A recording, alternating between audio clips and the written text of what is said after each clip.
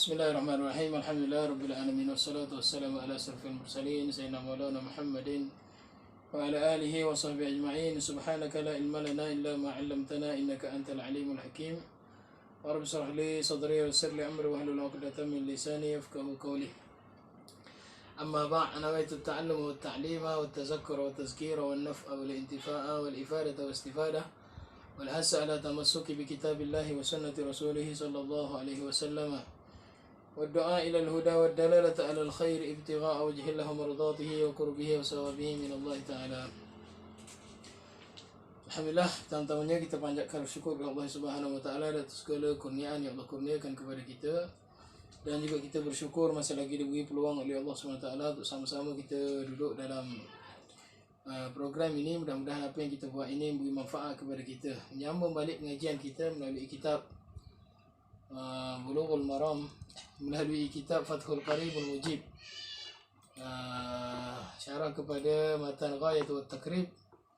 Dan malam ini insyaAllah kita masuk dalam bab yang baru, itu babun fi istinja'i. Babun fil istinja'i wa adabi qada'il hajati.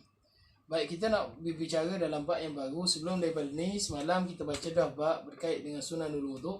Hari ini insyaAllah kita nak masuk kepada bab pada masalah istinja' dan juga adab-adab ketika qada hajat, sebagaimana disebut oleh al-musannif dalam kitab beliau inilah. Qala al-musannifu rahimahullah ta'ala wa nafa'na bi ulumihi fid darain amin. Faslun wal istinja'u wajibun min al-bawl wal gha'it. Ini satu fasal. Dan istinja' itu, istinja' apa maksud istinja'? Istinja' itu maksudnya basuh berok lah, senang senang cerita dia. Basuh berok dan juga basuh kencing. Istinja' itu ambil daripada perkataan al-qat'u. Qat'u maksudnya memotong ataupun menghilangkan kotoran yang keluar daripada kita lah, dengan cara kita istinja'. Sama ada menggunakan air ataupun menggunakan batu. Apa hukumnya? Hukumnya wal istinja'u wajibun. Dia start dengan permulaan matan dia bawa hukum lalu. Istinja' itu hukumnya adalah wajib. Bila wajib tu daripada apa? Minal bauli wal ghaiti, daripada kencing dan juga berok. Maksudnya keluar dengan kata kencing dan berok itu, selain kencing dan berok, maka tidak wajib istinja' kalau ikut kepada matan ni lah. Contohnya apa? Contohnya kentut. Kentut juga keluar daripada kemaluan, sama ada depan ataupun belakang. Dalam mazhab Syafi'i dia ada kentut juga keluar angin juga boleh dikira sebagai perkara yang membatalkan sembahyang. Keluar angin melalui depan bagi orang perempuan juga dikira sebagai perkara yang membatalkan wudu. Jadi adakah perlu basuh, perlu istinja' dengan sebab keluar angin? Itu tidak. Sebab yang perlu istinja' hanya bauli, kencing, wal ghaiti dan juga ghait. Sama ada menggunakan air bil ma'i awil hajari. Sama ada menggunakan air ataupun menggunakan selain daripada air. Apa dia? Iaitu hajar, batu. Wa ma fi ma'nahu, dan juga barang yang duduk, barang yang sama makna dengannya. Pada makna batu itulah, tisu, kayu, apa saja yang layak untuk disamakan dengan batu, maka hukumnya boleh. Apa dia yang layak disamakan dengan batu itu? Min kulli jamidin tahirin qali'in wairi muhtaramin. Dia ada 4 syarat. 4 syarat sesuatu itu layak duduk tempat batu. Apa dia? Jami'. Satu, dia mesti jami', dia mesti beku. Yang kedua, dia mesti tahirin, dia mesti suci. Yang ketiga, dia mesti qali'in, dia mesti kesak, boleh menghilangkan najis. Yang keempat, dia ghairu muhtaramin, dia tidak dihormati. Ataupun bahan yang kita nak gunakan, alat yang kita nak guna itu bukan alat yang dihormati. Contoh, kalau alat yang dihormati, contohnya makanan. Makanan walaupun sudah tidak dimakan, hukumnya juga tidak layak, tidak boleh kita buat alat untuk kita beristinja. Kita baca dah dalam kitab Kifayatul Mubtadi. Kita baca dalam kitab Kifayatul Mubtadi sebelum daripada ni, haram berok di atas makanan walaupun makanan itu telah basi. Walaupun makanan itu telah basi, kita tak boleh dah makan makanan tu, tapi hukumnya juga tidak boleh kita kencing atau membegok di atas makanan. Sebab dia, walaupun kita tak makan, dia juga rezeki bagi binatang ataupun untuk benda-benda yang lain lah, binatang-binatang yang lain. Baik. Tidak boleh istinja dengan tulang. Sebab apa? Tulang dianggap sebagai makanan walaupun kita tidak makan. Dianggap makanan kepada benda-benda yang lain. Baik. Apa hukum pertama dia? Disebut wajib. Walakin afdal, tetapi yang afdalnya dia kata boleh istinja dengan air ataupun dengan batu. Maksudnya ikhtiar, pilihan, bukan mesti, pilihan. Walaupun air banyak kita tak mau guna air, nak guna tisu, boleh? Maksudnya tidak ada masalah, dia ikhtiari, dia pilihan. Pun begitu, afdal an yastanjiya bil ahjari summa yutbi'aha bil ma'i. Tetapi yang afdalnya kita beristinja menggunakan batu dulu. Menggunakan ahjar, batu dulu. Summa kemudian yutbi'aha, kemudian kita ikuti selepas daripada menggunakan batu itu bil ma'i, dengan air. Maksudnya guna kedua-duanya sekali, itu lebih afdal. Maksudnya boleh. Afdalnya kita guna batu dulu, kesak dulu, baru basuh dengan air. Itu yang paling afdal. Tapi kalau biasanya kita ambil salah satulah, sama ada menggunakan air ataupun menggunakan batu. Tapi kalau kita nak menggunakan keduanya, maka begitulah cara yang paling afdal. Baik. Wa yajuzu an yaqtasira 'ala al-ma'i, dan harus, boleh, harus an yaqtasira, untuk dia meringkaskan. Maksudnya dia tak ambil kedua-duanya, nak pilih salah satu. Yaqtasira 'ala al-ma'i, itu paling molek lah.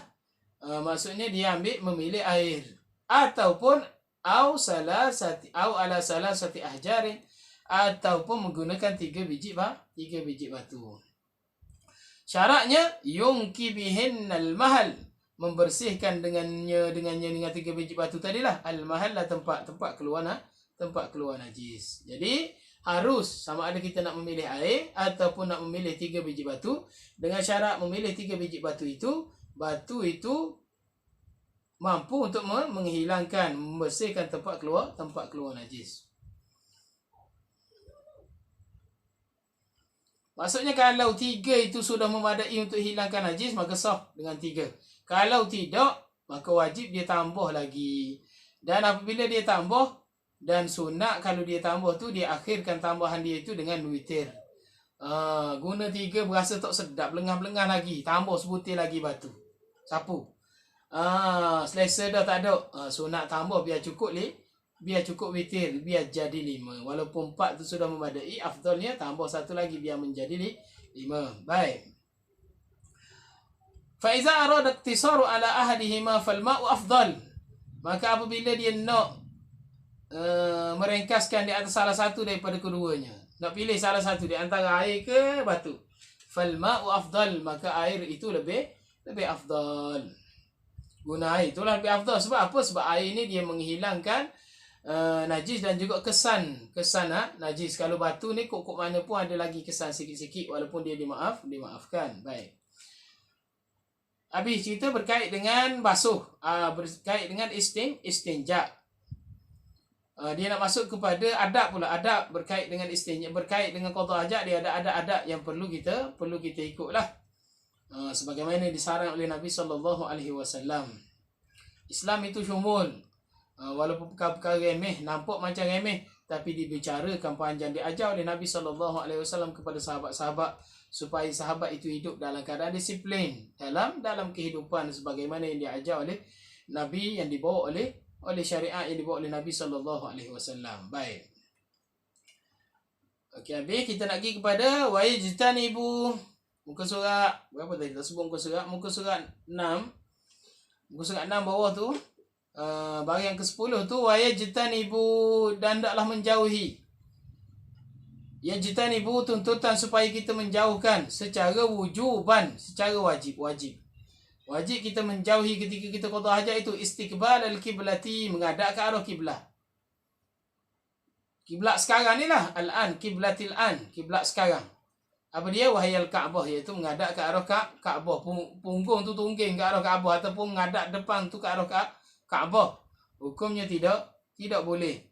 Wa istidbaraha, begitu juga membelakanginya. Fis sahra, ketika di kawasan lapang. Di kawasan lapang, kalau dalam jambang tak ada masalah lah, tertutup. Kalau di lapang, di kawasan lapang, berok tengah-tengah padang, berok di patah apa semua, maka hendaklah dielokkan daripada kita menghadap ke arah kiblat ataupun membangkang kiblat. Hukumnya adalah haram. Baik, kalau di kawasan yang berbina, ada tutup lah. Kawasan yang bina dah, jambang molek, buat bina molek. Paling kurang bina itu, ia mesti tingginya sulusai zira'. Tingginya 2/3 hasta. 2/3 hasta, lebih kurang sekaki lah, sekaki. Tinggi dia sekaki. Kalau dah tutup tempat nak keluar, duduk tu tak nampak dah. Sudah memadai, dikira ada penutup, ada satir dikira. Tinggi lagi, baik.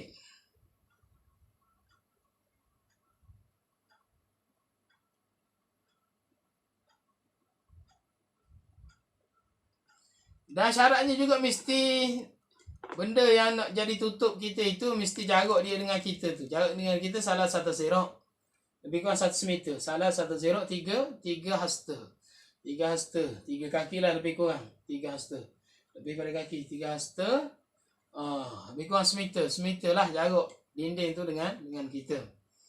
Baik. Lagi. Wa yajtanibu aidan baul wal ghaid, dan hendaklah menjauhi juga, bukan. Wa yajtanibu adaban. Tadi wa yajtanibu wujuban. Ni wa yajtanibu adaban. Hendaklah menjauhi secara adab. Adab lah.